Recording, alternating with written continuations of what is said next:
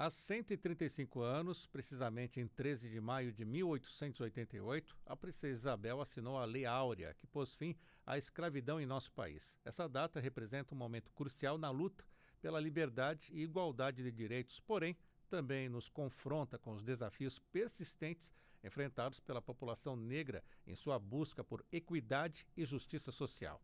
Apesar dos avanços conquistados desde então, o Brasil ainda enfrenta sérios problemas relacionados ao racismo e à discriminação racial. Estatísticas alarmantes revelam a existência de um cenário preocupante. Nos últimos anos, houve um aumento significativo nos casos de racismo registrado em nosso país. Vamos debater isso agora com os nossos convidados. Começo com o professor de História, especialista em Ciência Política, escritor, palestrante, Paulo Valério. Professor, bem-vindo, bom dia. Bom dia, Sérgio, bom dia aos colegas de bancada, bom dia aos nossos ouvintes. Alegria estar com você de novo, Sérgio. Muito obrigado, professor. Também está conosco a advogada, também integrante da Comissão de Igualdade Racial da OAB do Distrito Federal, doutora Lívia Caldas Brito. Seja bem-vinda também mais uma vez. Obrigada, Sérgio. É um prazer estar aqui de novo. Bom dia a todos que nos ouvem e aos colegas de bancada. Também está conosco o advogado Pedro Henrique Alves de Assis Brotas, mais conhecido como doutor Pedro Brotas, que é membro também da Comissão de Igualdade Racial do Distrito Federal. Seja bem-vindo, doutor Pedro. Obrigado, Sérgio. Obrigado a todos os ouvintes e agora espectadores, aos colegas de bancada. Muito obrigado. Muito bem. Você, ouvinte, pode acompanhar esta entrevista com vídeo também pelo YouTube da Rádio Justiça. Já começo com o senhor, professor Paulo Valério. Vamos contar um pouco da história, contextualizar como foi esse processo histórico que culminou com a assinatura da Lei Áurea? Então, primeiro é preciso, de fato, nós compreendermos o que foi o processo de exploração da mão de obra escrava negra no Brasil. Pois não.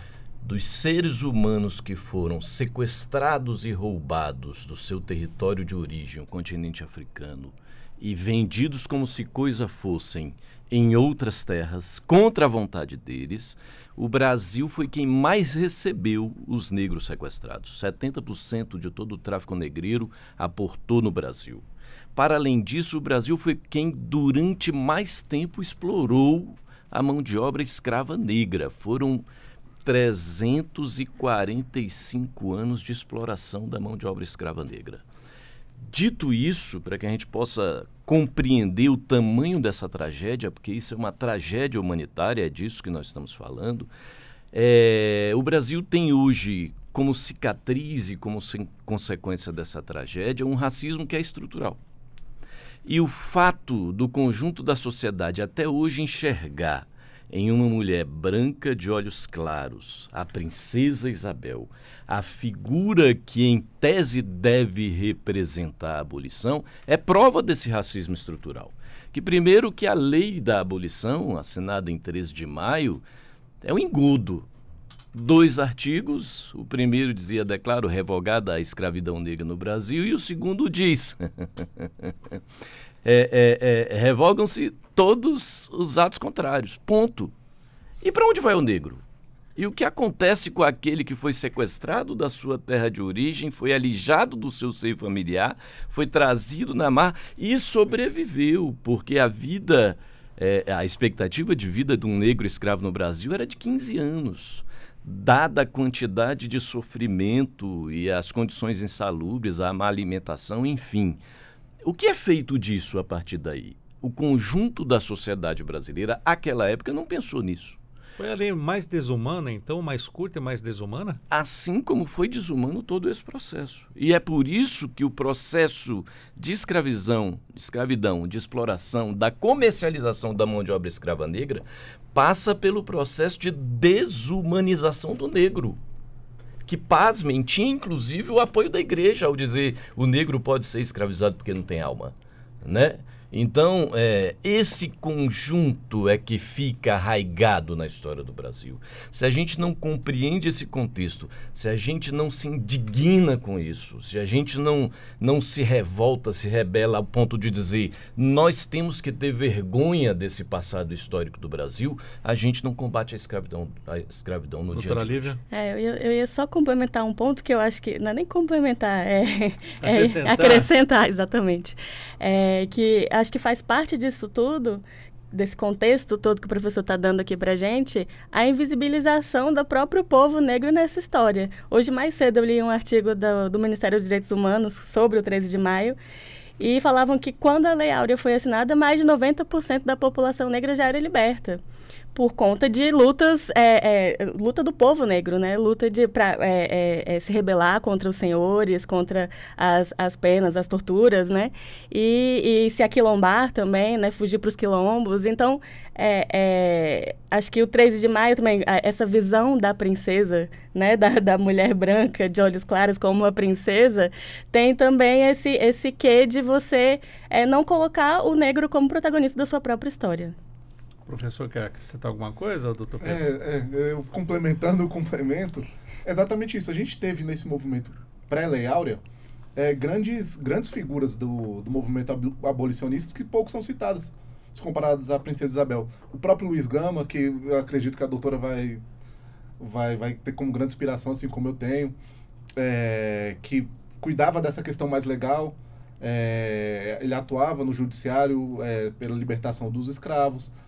A gente teve o Joaquim Nabuco, que fez parcerias com parlamentares europeus para pressionar o parlamento brasileiro sobre essa questão. Então, assim, o que acontece é exatamente isso. Pela retirada da identidade do negro, a grande figura que a gente tem hoje em dia é uma branca de olhos claros. E todos esses negros abolicionistas que eu citei, dentre outros, ficam em segundo plano. Professor, então voltando à história, o que levou a princesa a assinar a Lei Áurea? Qual era o contexto político da época? É preciso que se compreenda que não foi uma concessão. Havia uma pressão que vinha da Inglaterra. A Inglaterra estava para o século XIX, como os Estados Unidos estão agora para o século XXI.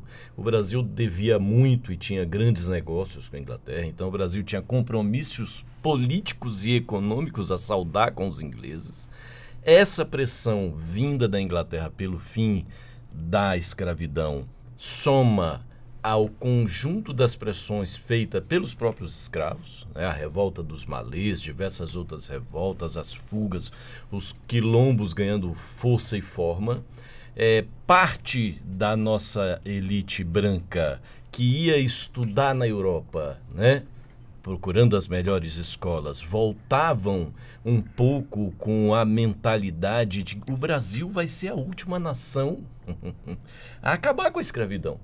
Então é claro que a coisa de dizer que é absurdo tratar o homem negro como se coisa fosse, começa a ficar meio que uma centelha que explodia na juventude. Então tinha o movimento negro, tinha o movimento abolicionista, tinham as revoltas localizadas nas diversas províncias, tinha o crescimento dos quilombos, e tudo isso acaba desembocando no parlamento. Então, no dia da assinatura, inclusive, essa assinatura ela foi antecedida por 6 horas de debate. Porque pode parecer estranho para os ouvintes que nos acompanham, mas o poder legislativo naquela época era composto, em sua maioria, pela elite, pelos ricos que eram escravocratas. Então, nada disso foi concessão do homem branco bondoso. É muito mais resultado de um conjunto de fatos que vai causando essa ebulição. E é tardia, o Brasil vai ser o último.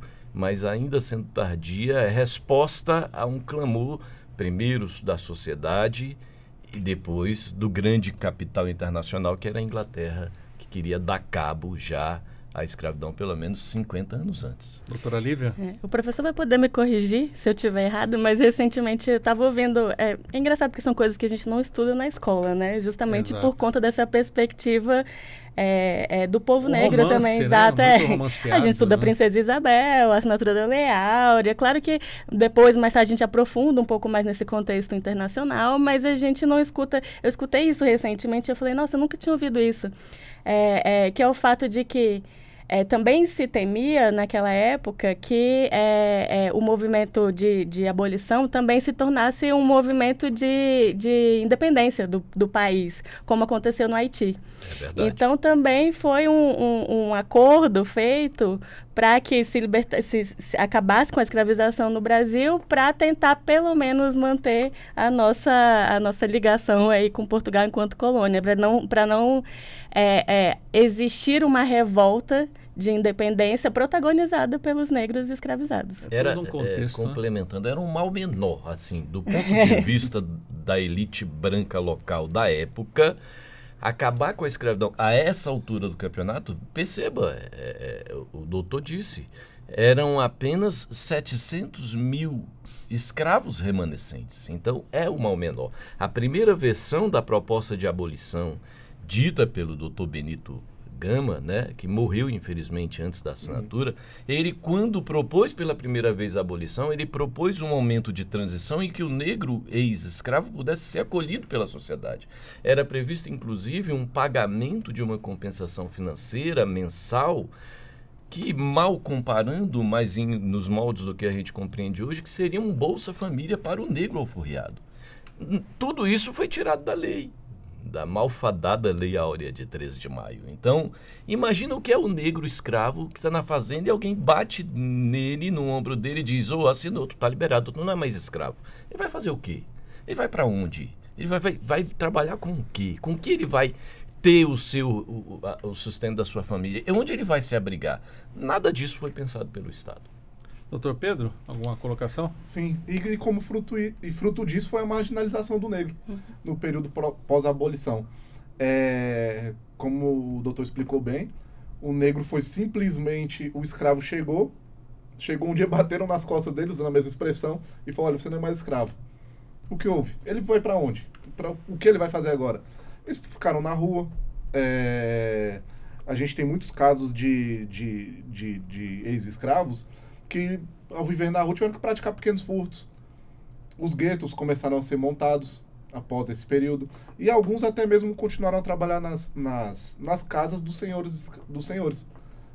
Sob uma baixa remuneração, obviamente, num regime muito parecido com o escravocrata. Então, assim, essa falta de assistência e de planejamento na Lei Áurea deixou sequelas na sociedade que a gente vê até hoje. A gente está 135 anos depois. Me permite dizer um exemplo disso? Sim. O quarto de empregada. Exatamente. O quarto de empregada é fruto do 13 de maio mal planejado. Assim como o Camburão, né? Sim. O Rapa, né? Aquela banda, tem uma música clássica que ele diz: todo camburão tem um pouco de navio negreiro. Todo camburão tem um pouco de navio negreiro. É disso. E temos até uma notícia de hoje que uma mulher foi resgatada após 47 anos de trabalho doméstico sem remuneração em Canoas, no Rio Grande do Sul. Tivemos casos anteriores também que foram revelados e deixa a gente perplexo. A que se deve isso, então? É o racismo estrutural, doutora Lívia? Sim, eu acho que tudo que a gente está falando aqui são as bases do que é a nossa sociedade hoje, né? Quando a gente fala de racismo estrutural, e o professor Silvio Almeida fala que o racismo estrutural não é um tipo de racismo, ele é o próprio racismo. Então, eu acho que o racismo ele é estruturante da nossa sociedade mesmo. Então, a gente acaba por naturalizar certos lugares, assim, né? Lugares sociais, quero dizer. Então, o papel da empregada que não tem direito a um salário, que, na verdade, deveria ser muito grata por ter um lugar para morar e comida para como é que pode isso, né? Em pleno ainda 2023 hoje a gente tem uma notícia dessa. A que se deve isso, professor? Deve-se ao fato de que a nossa elite não tem a compreensão do tamanho da tragédia que foi a escravidão. Deve-se ao fato de, nos últimos 4 anos, o Brasil ter experimentado uma liderança política que declarava publicamente não ter nenhuma responsabilidade com o processo de escravidão. Deve-se ao fato de nós considerarmos normal um casal de negros que foi apanhado roubando leite em pó ser torturado pelo segurança do supermercado.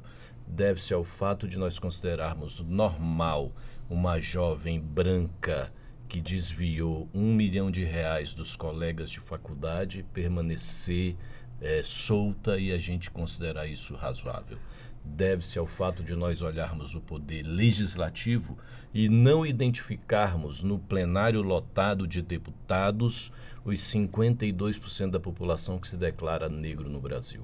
Deve-se ao fato de nós pesquisarmos, agora se tu fizer isso no Google, desembargadores do estado do Rio de Janeiro, e não identificarmos 60% da população negra. Então, o 13 de maio, mais do que isso, o processo de escravidão negra no Brasil está presente na nossa rotina e isso foi invisibilizado. Isso não nos choca. Nós só combateremos o racismo definitivamente no Brasil quando nós nos considerarmos racistas e nos envergonharmos disso. Enquanto a gente continuar com um discurso hipócrita de que isso não me afeta, eu não tenho nada a ver com isso, isso não me envergonha, ou a gente tem vergonha do nosso passado e tenta corrigi-lo, ou nós vamos continuar descobrindo, chocados, senhoras que passam 70. As adolescentes que vinham do Nordeste para estudar em casas de família, em troca, iam trabalhar só 16 horas por dia. É sobre isso que nós estamos falando. Mas não nos choca a operação policial que sobe o morro e assassina, extermina a juventude negra. Entendeu? Sim. Então, em que momento a gente deixou de se importar? É porque o negro foi desumanizado. É porque o negro foi declarado como aquele que não tem alma. Ou a gente se envergonha disso e diz, precisamos corrigir e nós temos uma dívida histórica com esse povo, ou a gente vai continuar repercutindo essa fala. Doutor Pedro, e na comissão, como esses assuntos são tratados, como é feito o enfrentamento a essa situação judicial, como foi dito aqui, a abordagem policial, o senhor comentou um pouco antes de começarmos essa entrevista a respeito disso, como isso é feito? A doutora pode até complementar minha fala, né?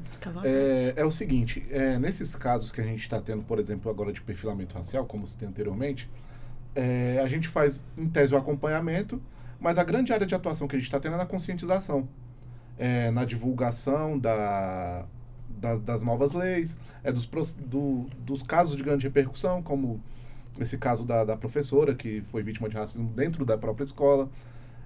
A gente também está atento aos dados de trabalho escravo, que a gente ainda fala sobre isso, trabalho análogo à escravidão. A gente está em 2023, 135 anos depois, a gente ainda fala sobre isso. E assim, essa questão de conscientização junto às crianças, a gente tem um grupo de trabalho destinado às escolas. Eu acredito que, assim, eu sou muito crente na questão da educação. Essa questão da conscientização nas camadas mais jovens da população, eu acredito que pode trazer grandes retornos para a gente.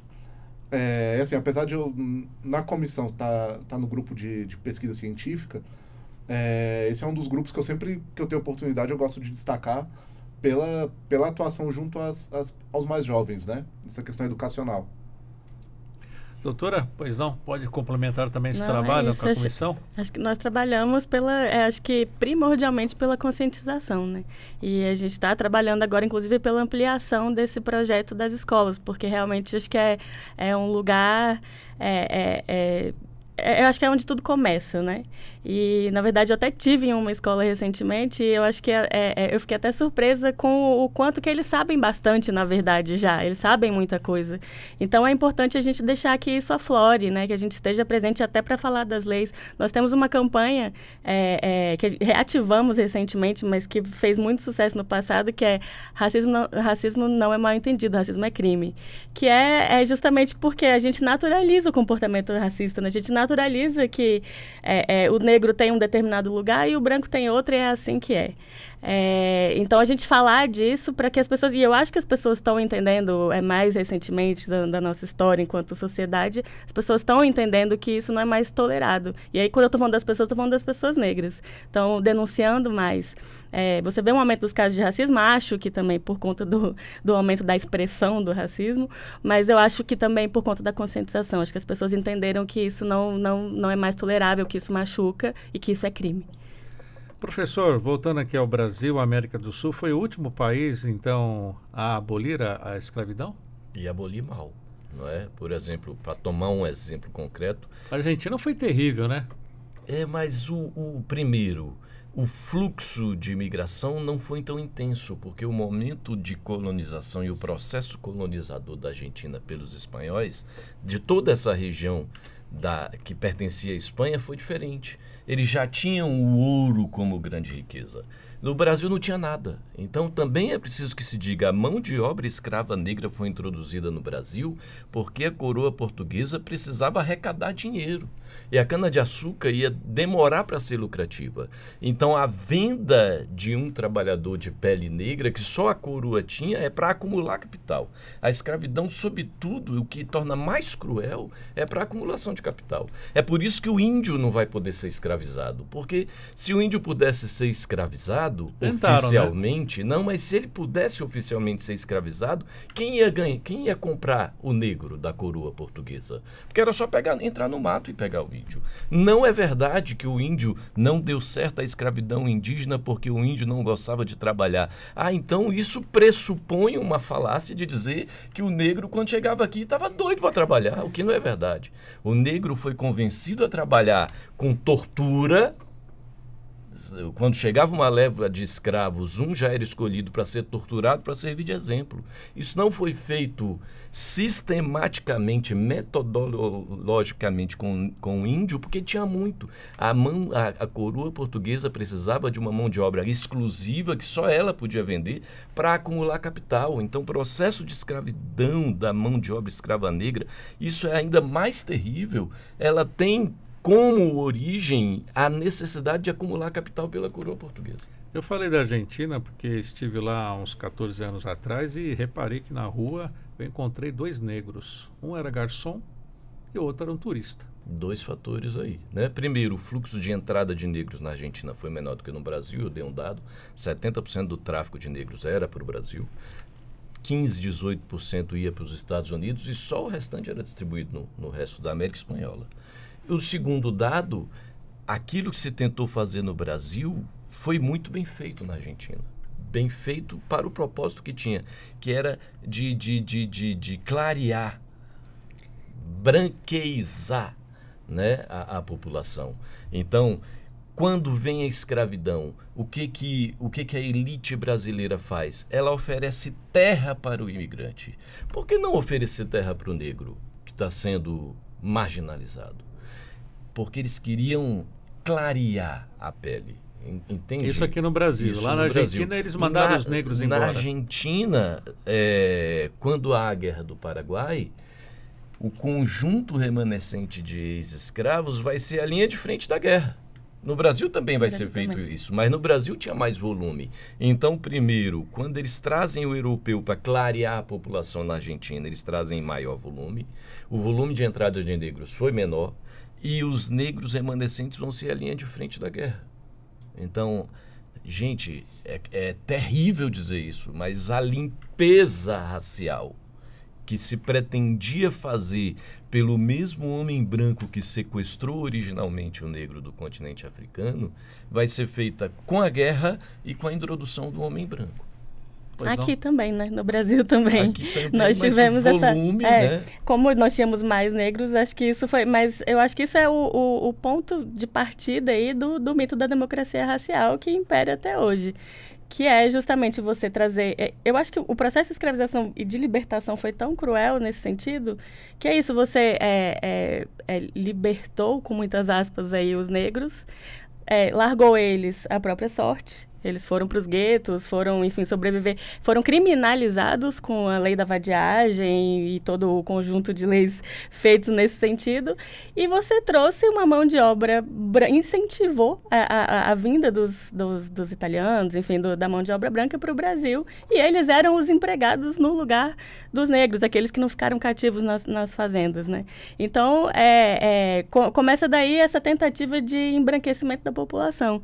E aí, mais para frente, lá na frente, você cria esse mito da miscigenação, de que nós somos, enfim, ninguém é negro ou branco, somos cordiais, todos misturados, mas na verdade, na hora que todo mundo sabe quem é negro e quem é branco, pela vivência, pelo que você vê na rua, a polícia sabe muito bem quem é negro e quem é branco, então essa democracia racial, acho que a gente já deveria ter superado esse mito. Estamos conversando aqui na Rádio Justiça sobre os 135 anos da Lei Áurea. Estamos aqui com os nossos convidados, a advogada Lívia Caldas, também o advogado Pedro Brotas e também o historiador Paulo Valério. Professor Pedro, vamos falar agora, já além desse contexto histórico, né? Vamos falar para os dias de hoje, até porque o tempo já está acabando. O que temos de lei hoje no Brasil para garantir essa igualdade? Ou está tudo muito na letra, no papel e na prática não? Olha, só trazendo um contexto, Sérgio, a gente teve a abolição em 1888. Apenas em 2003, 115 anos depois, a gente teve o primeiro esboço, vamos pôr, de reparação à população negra, que foi a criação da lei de cotas. Ou seja, por 115 anos, os negros foram relegados à própria sorte. E que não era uma lei federal, né? Não era para o país inteiro. Isso, exatamente. Bem observado. Não era uma lei federal à época. E assim, a gente, nos dias de hoje, o que a gente tem principalmente para combater o racismo é a questão da criminalização do racismo, da injúria racial, essa questão do racismo recreativo, como se tem anteriormente também, da gente tipificar isso. Porque a lei penal, ela não tem só o caráter punitivo, que é, por exemplo, você matou, vai ser preso. Tem o caráter pedagógico e preventivo, que é o seguinte: uma das formas mais eficientes de você se evitar o cometimento de homicídios, trazendo um outro exemplo, é você conscientizando que é uma punição. Que se você matar alguém, você vai ficar recluso. Então, assim, a gente trazendo essa previsão legal, a gente equiparou recentemente também o crime de injúria racial ao crime de racismo. E a gente trazendo essa questão de punição mesmo pelo Estado, e a questão da divulgação, obviamente, também, a conscientização, como a doutora trouxe, de que hoje o jovem, ele já sabe, o negro já sabe o que é errado de ser praticado contra ele. Ele tendo consciência dos seus direitos, esse empoderamento, por meio do conhecimento, eu acredito que é uma forma da gente, eu não digo curar, mas remediar esse mal que foi feito por tanto tempo. O senhor acredita também, professor, que as leis, o avanço, essa questão do racismo, a criminalização dele? Eu acredito nas duas pontas. A conscientização para as futuras gerações, porque a criança não nasce preconceituosa, a criança aprende a ser preconceituosa em casa. E na outra ponta, de fato, a aplicação da lei. Nós precisamos voltar a viver num país onde mentir seja feio, aonde tratar o outro mal seja feio, aonde se colocar na condição de superior em função da cor da pele seja feio. E mais do que feio, que seja crime. Então, conscientização numa ponta e punição à medida que aquilo que está no Estatuto da Lei seja ultrapassado. Isso, eu acho que são duas pontas. A terceira ponta é o conjunto da formação dos nossos novos dirigentes. Eu acho que a lei da cota, que quando se tornou uma lei nacional, teve um escândalo branco. Eu não sei quantos aqui têm a memória de quantas campanhas foram feitas para dizer: o negro não precisa, ele tem que entrar por merecimento, se ele entrar pela cota ele vai ser um estudante de segunda, ele não vai ter a mesma capacidade. Tudo isso foi desmentido pela ciência. Tudo isso foi desmentido pelos dados. As turmas que foram formadas já com a participação de cotistas mostrou média de nota de cotistas superior, inclusive, àqueles que não entraram pelo regime de cotas. Então, isso significa dizer o quê? A nossa sociedade rica pela diversidade precisa oferecer oportunidades para que a gente possa ver daqui a alguns anos o retrato dos desembargadores do Rio de Janeiro, para ficar no exemplo que eu usei inicial, que reflita um pouco mais o que é a sociedade. Como um estado que tem 60% de negro tem 90% de desembargadores brancos. Porque, Sérgio, na aplicação da lei, o desembargador é a instância de recurso. Se é o branco dizendo o que pode e o que não pode, tem um outro olhar que não é o olhar do negro. Então, mas isso também é fruto de um longo percurso que eu acho que nós temos um novo cenário agora na compreensão de dizer, gente, somos racistas, é feio ser racistas e precisamos nos livrar, sabe, dessa rotulagem de sermos racistas. Mas primeiro precisamos nos reconhecer como tal, nos envergonhar como tal, para poder combater efetivamente. Doutora Lívia, vemos o debate também sobre a representatividade feminina no parlamento. Mas e nessa questão, por que o negro não vota no negro? Por que falta essa representatividade? Será que nessa criação o próprio negro já foi sabotado pelo método de ensino? O que acontece? Acho que são muitos fatores aí, mas eu acho que existe um fator relevante que é o investimento nas candidaturas, tanto as mulheres quanto as pessoas negras, que tem uma proteção legislativa aí com relação às eleições, né? A questão enfim, dos partidos e da verba partidária, enfim. Eles deveriam... os partidos deveriam privilegiar essas candidaturas, mas o que acontece muitas vezes é que são candidaturas laranja, né? São candidaturas que estão ali para cumprir a cota, com muitas aspas, e não recebem verdadeiramente investimento. Então, isso vem, de novo, da história, de quem são os candidatos, as pessoas dos partidos que recebem investimento. E existem estudos que mostram qual é o perfil que normalmente é o que recebe mais votos. Tanto que os políticos muitas vezes fazem intervenções faciais para ficar com o nariz mais fino, coisas assim, que vem, de novo, de tudo isso que a gente está conversando aqui. Quem a gente enxerga como quem pode decidir aqui no nosso país, quem a gente enxerga que tem essa capacidade de conduzir a gente adiante. Isso está mudando, mas é um processo que vai levar muito tempo. E eu acho que isso demanda que a gente tenha mais pessoas negras, mulheres também, né? Porque mulher e negra são dois fatores aí de minoritários, né? Mas a gente precisa de mais pessoas negras e mais mulheres na política. A gente precisa de mais pessoas negras e mais mulheres nos tribunais. Para que elas possam oferecer o olhar da diversidade, o olhar da mulher.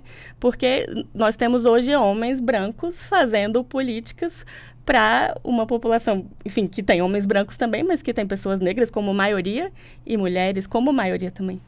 Então, a gente precisa, enquanto isso não mudar, para mim, eu entendo que enquanto a gente não mudar as instâncias decisórias e colocar essas pessoas lá, dificilmente encontraremos a mudança que queremos. Doutor Pedro, e quanto a essa representatividade? Temos até o exemplo aqui do STF, né? Apenas o ministro Joaquim Barbosa. Sim. Eu vou trazer... o professor está aqui. Vou citar Paulo Freire nessa questão que a doutora trouxe do afinamento de nariz, do alisamento de cabelo. A população negra vê como um modelo de liderança, de poder mesmo, o homem branco. O homem branco. Então, assim, um negro que cresce vendo essas figuras de poder branco, a tendência dele, como a educação de fato não é libertadora, a tendência dele é querer se tornar o opressor. Então ele passa um processo, vamos colocar, de embranquecimento para se tornar semelhante àqueles que ele cresce sendo informado de que são as figuras de poder. Essa falta de representatividade, além dessa questão que eu considero ser uma questão de fato de educação, de conscientização, eu acho que é uma questão também de oportunidade mesmo, porque a gente pega, por exemplo, a lei de cotas, a gente não tem uma amplitude, só um dado, inclusive voltando um pouco no debate, é que o meu ponto de corte do vestibular da cota era mais alto do que o de concorrência geral. Por quê? Pois a nota de corte, a pontuação mínima das cotas foi mais elevada do que da concorrência geral. Entende? Então a gente já derruba aquele mito que o doutor trouxe de que o negro vai ser um estudante de segunda linha. No meu caso foi justamente o contrário. A pontuação maior foi a dos cotistas. Entende? Então, assim, essa questão da oportunidade, eu acho que a gente tem que levar as comunidades carentes, que infelizmente hoje ainda é composta pela grande maioria pela população negra. Hoje a gente tem os moradores de rua no Brasil, hoje cerca de 90% da população de rua é negra. E é um pessoal que é absolutamente invisível para o Estado. Não só para o Estado, mas para a população como um todo. E veja, a gente está falando de uma população que cerca de 54% a 56% é negra, a população de rua, cerca de 90% é negra. Entende? Nos subempregos, o que a gente vê, a grande maioria é população negra. Agora, retomando essa questão também da exploração do trabalho análogo à escravidão que a gente infelizmente ainda contempla. Ano passado a gente teve cerca, de acordo com dados do Ministério do Trabalho e Emprego, ano passado a gente teve cerca de 2.500 pessoas resgatadas em condições análogas à escravidão.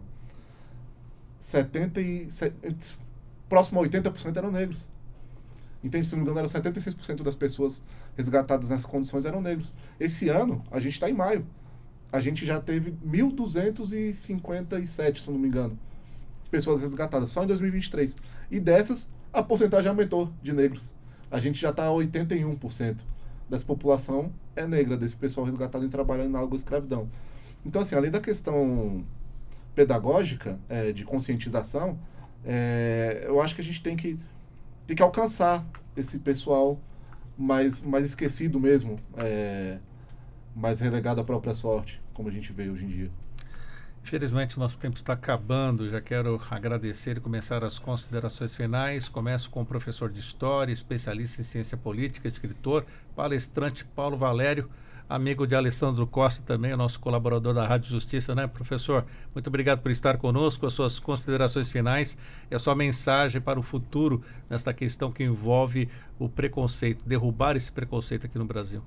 Sérgio, obrigado pela oportunidade, pela participação, obrigado por trazer à tona esse debate, sobretudo. Imensa alegria de estar aqui, poder falar com os ouvintes da rádio e da TV Justiça. Obrigado, doutora Lívia, obrigado, doutor Pedro. Nós precisamos falar sobre isso. Nós precisamos falar mais sobre isso. E, sobretudo, nós precisamos nos incomodar com esse tema. Nós precisamos sentir constrangimento com isso. Nós temos que ter vergonha de entender e compreender que é uma coisa que está na moda dizer, os cristãos da família tradicional foram aqueles que sequestraram os negros para vender como se fossem coisas. É disso. Porque se isso não... Sérgio, eu tenho certeza que se a sede não te incomoda, tu não bebe água. Se a dor de cabeça não te incomoda, tu não vai ao médico saber por que a minha cabeça está doendo. Nós precisamos nos incomodar com o tema da discriminação racial. Nós precisamos nos compreender, eu disse isso mais de uma vez e estou querendo sim ser repetitivo. Nós precisamos nos compreender racistas para ter vergonha de ser racistas, para poder combater o racismo. Porque o racismo, ele é estrutural e ele precisa ser atacado na sua estrutura. E ele só sobrevive estruturalmente se nós normalizamos aquilo que não pode ser tolerado. Então, muito obrigado de verdade por nós podermos ter tido a oportunidade de levar a um conjunto grande de pessoas a possibilidade de fazer esse tipo de reflexão. Obrigado. E vai mandar seu abraço para o seu amigo? Abraço para o Alessandro Rodrigues da Costa, o nosso eleitoralista. Se eu passar por aqui sem mandar um abraço para ele, quem sabe eu não sou mais nem convidado. Agradeço também a doutora Lívia Caldas Brito, integrante da Comissão de Igualdade Racial da OABDF. A senhora tem um cargo dentro dessa comissão, né, doutora? Eu sou diretora de Igualdade Racial na OABDF. Mas eu que agradeço, na verdade, a oportunidade, e eu concordo com a fala do doutor Paulo, de que a gente precisa falar disso muitas e muitas vezes. Então, eu acho que é uma grande oportunidade de a gente estar aqui hoje tratando desse assunto. E, na mesma linha, eu penso que a sociedade brasileira precisa entender que a questão racial não é uma questão dos negros, é uma questão brasileira. A nossa sociedade não tem como evoluir, não tem como avançar, enquanto a gente não pensar a questão do negro no Brasil. Eu penso que a gente trata as pessoas negras como pessoas racializadas, então eles são negros, né? Ou somos negros, e a população branca não se entende ainda como branca, que é a questão de entender que, enfim, somos brancos e temos uma cultura, temos um conjunto de questões que se aplicam a nós brancos. Então, Eu acho que passa por esse entendimento, em primeiro lugar, entender que branco também é raça, é branquitude, né? E entender o que isso compreende. E entender que somos pretos e brancos dentro de um país que só vai alcançar o desenvolvimento se todos chegarem lá.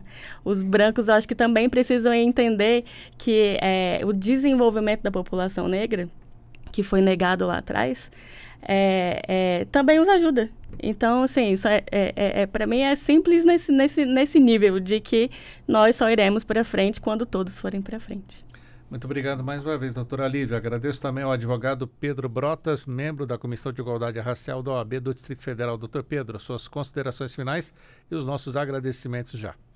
Obrigado, Sérgio, pelo convite. Obrigado aos doutores pela construção desse diálogo. Eu vou fazer uma continuação das considerações dos doutores. É isso mesmo. A gente precisa, nesse momento, eu acho que é indispensável, se a gente quer construir um país, por qualquer lado que você olhe, culturalmente, economicamente, juridicamente, você precisa enfrentar essa questão do racismo. A gente não pode se fingir de daltônico e achar que não existe esse problema. Que não vai acontecer nada, eu não sou racista e acabou e ninguém mais vai ser. É uma questão que tem que ser enfrentada, é uma questão que tem que ser divulgada, conscientizada, e nós temos que fazer alguma coisa sobre isso. Temos que fazer alguma coisa sobre isso. Enquanto sociedade, e esse tipo de conversa que eu acho que acrescenta muito. Não só na data, né? Exatamente, não só na data. É um debate que tem que ser diário, né? Tem que ser diário. Porque, querendo ou não, a gente sempre enfrenta situações de discriminação racial. Sempre, sempre, sempre. E a gente não pode escalar. A gente tem que botar as caras, falando assim. E podemos perceber rapidamente, já que temos um minutinho ainda, professor, que as redes sociais, os celulares, a divulgação desses casos ficou mais fácil, né? As pessoas estão com essa consciência do que deve ser denunciado, né? Isso é para o bem. Agora, por outro lado, para o mal, a rede social dar voz ao... desculpa, eu tenho que usar um termo forte. Há um monte de idiotas que se escondem no anonimato para agredir. Sim. Né? Então, assim como a conversa na calçada precisa ser regulamentada, assim como a minha posição em sala de aula é regulamentada, as redes sociais precisam ser regulamentadas também. Mais uma vez, nossos agradecimentos aos nossos convidados por esse debate tão importante, que trouxe muitas ideias também e noções do que precisamos pensar sobre essa questão que envolve o racismo. Muito obrigado, 11 horas em ponto. O Revista de hoje fica por aqui. O Revista Justiça, apresentação e edição de Sérgio Duarte, produção Leandro Bezerra, os trabalhos técnicos Luiz Alves, programação musical Josimar Fernandes, coordenação de jornalismo Bárbara Michelini, Secretaria de Comunicação Social Supremo Tribunal Federal. Obrigado a você também que nos acompanhou pelo YouTube e futuramente você vai poder rever essa entrevista também no YouTube da Rádio e TV Justiça. Um ótimo dia para você, quem está chegando aí, a Ariana Fonseca e o Pauta Musical. Um excelente dia.